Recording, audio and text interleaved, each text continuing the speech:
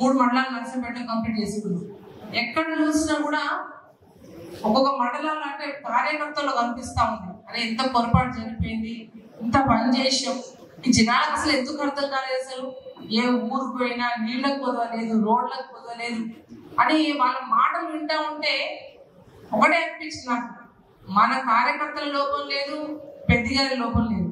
ఒకటే ఈసారి ఎలక్షన్స్ నా రాజకీయ జీవితంలో కూడా నాకు 15 ఏళ్ళ రాజకీయ జీవితం కావచ్చు, మా నాన్నగారు 40 ఏళ్ళ రాజకీయ జీవితం చూసి ఈసారి ఎలక్షన్స్ అయినట్టు ఎప్పుడు నా భూతో నా భవిష్యత్ జరుగు అంతేనా కదా. ఎందుకంటే జనాలు ఏమనుకున్నారు, కేసీఆర్ మంచోడు, మా పెద్ద బాగా పాకాల వాకు సంబంధించి 2 పంటలు పండేటట్టు నీళ్లు తీసుకొచ్చిండు, పన్నులు తీసుకొచ్చిండు, గ్యాస్ సంబంధించిన పైప్ లైన్ రాష్ట్రంలోనే ఏ స్కీము ఏ నియోజకవర్గంలో ఏ మంత్రుల నియోజకవర్గంలో లేదు.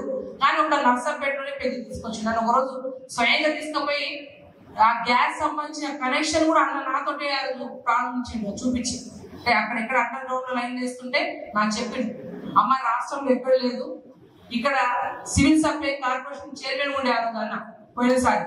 అప్పుడు ప్రత్యేకంగా ముఖ్యమంత్రి కేసీఆర్ గారితో ఆ రోజు మాట్లాడి వారు ఎమ్మెల్యే కాకుండా కూడా ఒక ప్రాజెక్ట్ ఇక్కడ తీసుకొచ్చి చేసిందంటే ఎంత పనిమంతుడో, ఈ నర్సంపేట అభివృద్ధి కోసం ఏ విధంగా కృషి చేస్తాడో ఆయన పని ఆయన నిబద్ధత అనేది స్పష్టంగా ఆ పనుల రూపంలో మనం ఓడిపోయినా కావచ్చు, పెద్దగా ఎమ్మెల్యే ఓడిపోయి ఉండొచ్చు, కానీ ఆ గ్రామాల్లో ఊర్లో కాళ్ళు ఎక్కడ తట్టినా పెద్ద తీసుకొచ్చిన పనులు, దాంతో పాటు కేసీఆర్ గారి ఆస్తిలో పనులు తప్ప వేరేవే లేదు. అందుకే ప్రతి మండలం మాట్లాడినప్పుడు ఒకటే మాట, ఇప్పుడు చూస్తా ఉంటే దాదాపు 200 కోట్ల రూపాయలు మన నర్సంపేట నియోజకవర్గంలో మన కేసీఆర్ గారు ఇచ్చిన జీవోలు, పెద్ద శ్రీరెడ్డి గారు తీసుకొచ్చిన జీవోలు పనులు ప్రారంభించడం కాదు, ఆ క్యాన్సిలేషన్ చేసే పనిలో ఇక్కడ నాయకులు, ఇక్కడ ఉన్న కాంగ్రెస్ శాసనసభ్యులు అవునా కాదా. వాళ్ళు పోయినసారి మీకు గుర్తు చేయాలి, పోయినసారి ఏమో కాంట్రాక్టర్లకు టెండర్లు వాళ్ళు వేసి కాంట్రాక్టర్ తెచ్చుకున్నాక పనులు చేయకుండా, ఎందుకంటే పెద్ద ఎమ్మెల్యే ఉన్నాడు కాబట్టి ఆ ఊళ్ళో రోడ్డు పోస్తే ఎక్కడ ఆయన మంచి పేరు వస్తుందని చెప్పి ఆ రోజు ఆ విధంగా రోడ్లు ఆపిరు. అప్పుడు మీరు వంట వార్తు రోడ్లు ఎక్కి అవునా కదా. అవును, ఈసారి విచిత్రం ఏంటంటే రోడ్డు వచ్చిన తర్వాత రోడ్లు క్యాన్సిలేషన్ చేసి ఎంతసేపు కక్షపూరితమైన తప్ప ప్రజల శ్రేష్ఠ కోరి ప్రజల కొరకు చేసే నాయకులు ఇక్కడ ఎవరు లేరు. ఇక్కడ ఉదాహరణ అదే అన్నమాట. కానీ మీరు దయచేసి, ఎందుకంటే ప్రతిసారి మాట్లాడుకున్నప్పుడల్లా బాధితా ఉంది, కానీ ఈసారి ప్రజలు ఇప్పుడు బాధపడుతున్నారు. మొన్న ఎలక్షన్లు ఏమనుకున్నారు, బ్రహ్మాండంగా రైతు బంధు వస్తుంది, కేసీఆర్ ఇచ్చింది, కేసీఆర్ కిట్ వస్తుంది, న్యూట్రిషన్ కిట్ వస్తా ఉంది, రైతు బీమా వస్తుంది, అన్ని బాగున్నాయి. కానీ ఈ కాంగ్రెస్ వాళ్ళు కొత్తగా చెప్తారు కదా, 6 గ్యారెంటీలు అంటారు, పెన్షన్ పెంచుతా అన్నారు. ఇక పాపం అంతమంది రూరల్ ఏరియా, మీ దగ్గర అయితే నర్సంపేటలో అయితే చాలా మంది కూడా రైతులందరూ కూడా వరి పండించుకునే వాళ్ళు ఉంటారు. అందరూ ఏమనుకున్నారు, 2 లక్షల రుణమాఫీ, అబ్బా 2 లక్షల రుణమాఫీ కాంగ్రెస్ పార్టీ వాళ్ళు చేస్తా అంటున్నారు కదా, ఇవన్నీ అయితే చెప్పేసి ఒక ఆశపడి మోసపోయి మొన్న ఎలక్షన్స్ లో మార్పు అనే ఒకటే ఒక నినాదంతో వాళ్ళు చేయకుండి ఓటేసి మన ఎమ్మెల్యేలు గెలిపించింది. కానీ అతి తక్కువ టైంలో ఈ 3 నెలల్లో అనుకుంటే ఏ ప్రభుత్వానికి ఇంత తక్కువ టైం చెడ్డ పేరు రాదు కావచ్చు, కాంగ్రెస్ పార్టీకి ఆ చెడ్డ పేరు మూట కట్టుకుంది. వాస్తవం కదా, 3 నెలలనే 3 నెలల 20 రోజుల్లోనే మనం పెళ్లిలకు పోయినా, పేరటాల పోయినా, ఏ సాగు పోయినా ఎదుటపడి వాళ్ళే అంటావు. నిన్న నేను సత్యవతిరాజు శంకర్ నాయక్ గారు ఆలయ బ్రాహ్మణ చీర ఫంక్షన్ పోయిన, మా మామూలు గుంపు వస్తా ఉంది, ఆడవాళ్ళ గుంపు దండం పెట్టగానే అంట వాళ్ళకి వాళ్ళే అంటారు. మొన్న మేము చేయి గుర్తుకు వేసినాం, కానీ ఈసారి మాత్రం కాకి వేస్తాం, మేము ఎమ్మడే అయిపోయినాం. ఎందుకమ్మా అని అడిగినాం. ఈసారి మాకు 2500 ఇస్తా అన్నారు, కాంగ్రెస్ వదిలేలే, ఇక నమ్మేది లేదు, కాబట్టి ఖచ్చితంగా మీరేం అడగాల్సిన అవసరం లేదు, మేము ఎంపీ ఎలక్షన్ లో బీఆర్ఎస్ అభ్యర్థిని గెలిపిస్తేనే కాంగ్రెస్ చెప్పదెబ్బబడ్డట్టు ఉంటది, సచ్చుకుంటే వాళ్ళు ఇస్తారని చెప్పేసి వాళ్ళ ఆలేరు గ్రామం నెల్లూరు మండలంలో ఉన్న అందరు మహిళా సోదరులు ఎదురుపడి చెప్పాడు. అనిపించింది అంటే ప్రజల్లో మార్పు వచ్చింది. మనము ఎమ్మెల్యే ఎలక్షన్స్ లో ఊరూర వాడవాడ కళాకారులతో, డప్పులతో, పాటలతో వెళ్ళి ప్రచారం చేసిన, కానీ ఇప్పుడు ఈసారి ఎంపీ ఎలక్షన్ అంతా అవసరం ఏం లేదు.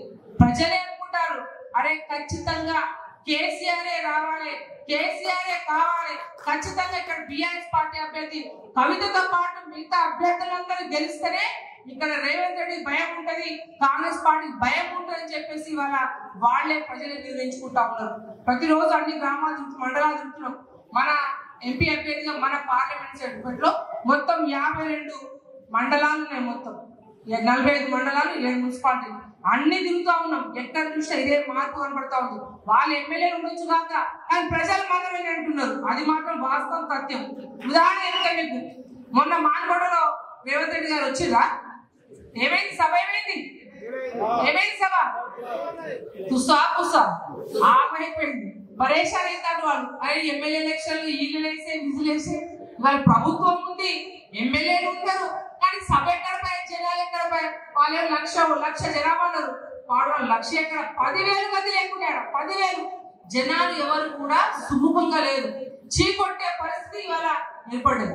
మనకు ఆ సభలే చాలు. అంతేనా కదా? మన కేసీఆర్ సార్ సభ కోసం ఎట్లుండే హెలికాప్టర్ తిరుగుతాదంటే జనక్లాడే రావడా కదా? ఎట్లుండే అసలు వేరే ఉండు. కానీ ఇక్కడ చూస్తే కిటికిటిలు అడుగుతారు. వీడు తల్లాడే పరిస్థితి ఏర్పడ్డది. అప్పటి పరిస్థితి ఏర్పడ్డది. ఇవాళ చూడండి మీరు, కాంగ్రెస్ ఏమడిందో అన్న మాట కూడా ఎప్పిండు. నిన్న మా ఆనకోటకు వచ్చి రేవంత్ రెడ్డి ఏమంటాడు? ఇంతకుముందు ఏం చెప్పిండు? 2 లక్షల రుణమాఫీ December 9 చేస్తాను. పాపం జనాలు నమ్మే ఓట్లేసాడు. నేను నమ్మే పరిస్థితి లేదా? ఆనకోటకు వచ్చి భద్రాద్రి రామరావు సాక్షి చెప్తానా ఆగస్టు 15 గంట చేస్తాడట. సరే ఓకే బై, ఏ ఆగస్టు 15 చేస్తావు చెప్పు. ఈ ఆగస్టు 15, వచ్చే ఆగస్టు 15, వచ్చే ఆగస్టు 15 చెప్పు. డేటు ప్రజలు ఏదో నమ్మితో చూస్తారు కానీ ప్రజలు నమ్మే పరిస్థితి లేదు. ఆగస్టు 15 చెప్పడం కూడా ఎందుకు అనుకుంటారు? జూన్ నెలలో లోకల్ బాడీ ఎలక్షన్స్ వస్తాయి, మున్సిపాలిటీ ఎలక్షన్లు వస్తాయి, సర్పంచ్ ఎలక్షన్లు వస్తాయి, జెడ్పీటీసీ ఎలక్షన్ ఇవన్నీ వస్తాయి కదా. ఆలోపు నమ్మశక్యం కావాలంటే ఆగస్టు 15 ఆలోపు ఎలక్షన్ అయిపోవాలి.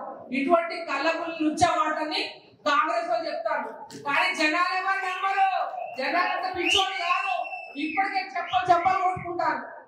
కేసీఆర్ పోగొట్టుకొని పొరపాటు జరిగిందని చెప్పలు కొట్టుకుంటా ఉన్నారు. మన నర్సంపేటలో పెద్దదయ్య వల్ల పాకాల నీళ్లు ఉండడం వల్ల రైతుల రంగంతో నీళ్లు వస్తాయి. కానీ అవునా కదా? మానకోట డోర్నాకులు తల్లని బోసపడతారు. అసలు పొలాలు ఎక్కబోయి తాగడానికి నీళ్లు లేవు. రోడ్ ఎక్కి రైతులే అంటారు. అసలు మాట్లాడే పరిస్థితి లేదు. ఆ దుస్థితి ఉంది. ఇక కాంగ్రెస్ కొత్తగా ఏమంటారు? దేవుళ్ళ పేరు చెప్పి దేవుళ్ళ మీద ప్రమాణాలు చేసుకుంటా. రాములవారి మీద ప్రమాణం, భూమి వెళ్ళిపోతే యాదకుంట మీద ప్రమాణం, అవునా కదా? అని గద్వాలకు పోతే జోగులాంబ మీద ప్రమాణం వేసి జనాలకు నమ్మశక్యం కావాలని కాంగ్రెస్ వాళ్ళు ఓటు అడుగుతారు. మరి బీజేపీ వాళ్ళు ఏం చేస్తున్నారు? ఎవరు చూసి అడుగుతారు ఓట్లు? దేవుడు పేరు చెప్పి ఓటు అడుగుతారు, రాముడు పేరు చెప్పి ఓటు అడుగుతారు.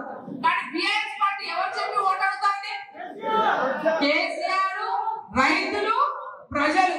మన బీఆర్ఎస్ పార్టీ మాత్రం భగవంతుడు కూడా నమ్ముకుంది, విశ్వాసం పెట్టుకుంది. కానీ ఇవాళ రైతులను విశ్వాసం పెట్టుకొని వారిని నమ్ముకొని ఓటు అడుగుతున్నాం. మనం ప్రజలను వాళ్ళని నమ్మకం పెట్టుకొని ఓటు అడుగుతున్నాం. ఇది మన బీఆర్ఎస్ పార్టీ. ప్రజల పక్షాన ఉండేది బీఆర్ఎస్ పార్టీ. అందుకే చెప్తున్నా అన్నలారా, మీకు ఏదైతే పెద్దన ఇంతకుముందు చెప్తున్న ప్రతి ఒక్క మాటకి వారికి నేను సొంత తోపుట్టుని అవుతా. ఇన్ని రోజులు పోయిన 5 ఏళ్ళు పెద్దన్న సమర్థవంతుడు, పనివంతుడు. ఏ కష్టాలు వచ్చినా, ఏ ఇబ్బందులు అయినా మన నియోజకవర్గం వరకు పూర్తి స్థాయిగా వారు కృషి చేస్తున్నారు. ఇవాళ వాళ్ళు శాసనసభ్యులుగా లేరు. 6-5 ఏళ్ళు నాతో ఫలితం తక్కువ పడే పడ్డది నాతో. కానీ ఈ 5 ఏళ్లలో పెద్దన్నకు మీ అందరికీ అండగా నేనుండి, ఆడబిడ్డగా ఉండి ప్రశ్నించే గొంతులైనా ప్రతి చోట మీరు పిలిచే చోట రోడ్ ఎక్కి తండాలకైనా, ఊళ్ళకైనా, వాగులకైనా, వంకలకైనా మీ అందరికీ కార్యకర్తలు వెన్నంటే ఉండి కూడా ప్రశ్నించే గొంతుకై ఏదైతే ప్రజలు నమ్మి 6 గ్యారంటీలు, 420 హామీలు నమ్మి ఓటేసినో మన బాధ్యతగా మళ్ళీ ప్రజలకు అవన్నీ చేరువ కావాలంటే కాంగ్రెస్ లో ముక్కు పిండి ఖచ్చితంగా వసూలు చేసి ఆ స్కీమ్ అన్ని కూడా వర్తింపజేసే విధంగా కూడా మనం అందరం కూడా కొట్లాడే విధంగా కూడా మీ వెంటే ఉండే విధంగా ప్రశ్నించే గొంతుగా అయితే అని చెప్పి మీ అందరిని విజ్ఞప్తి చేస్తా ఉన్నా. అందుకే అడుగుతా ఉన్నా, మానుకోట పార్లమెంటు అభ్యర్థిగా, మీ ఆడబిడ్డగా, మీ తోపుట్టుగా ప్రతి ఒక్క వచ్చిన అన్న సోదరులకు, మా మహిళా మండలందరికీ చేతులు జోడించి శిరస్సు వంచి పాదాభివందనాలు తెలియపరుస్తూ మీ బిడ్డగా నన్ను దీవించండి, ఆశీర్వదించండి.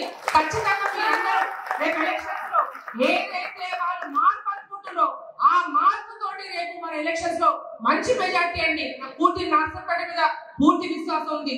నేను గెలిచే దాంట్లో ప్రధాన భాగం నర్సంపేట అయితే పూర్తి విశ్వాసంతో కూడా నేను నమ్ముతా ఉన్నా. గత 2 రోజుల నుంచి అన్ని మండలాలు చూస్తా ఉన్నాం. కార్యకర్తలు ఎక్కడికక్కడ కూడా చాలా వెన్నుదన్నగా ఉన్నారని చెప్పేసి మనం తెలియవస్తా ఉన్నా. అమ్మలు మీకు తెలుసు తులం బంగారం నమ్మినాం మనం, అవునా కదా? మీరు ఊళ్ళో పోయినప్పుడు చెప్పాలి, మీకు తులం బంగారం కళ్యాణ లక్ష్మితో పాటు తులం బంగారం వస్తే కాంగ్రెస్ ఓటేయండి అని చెప్పండి.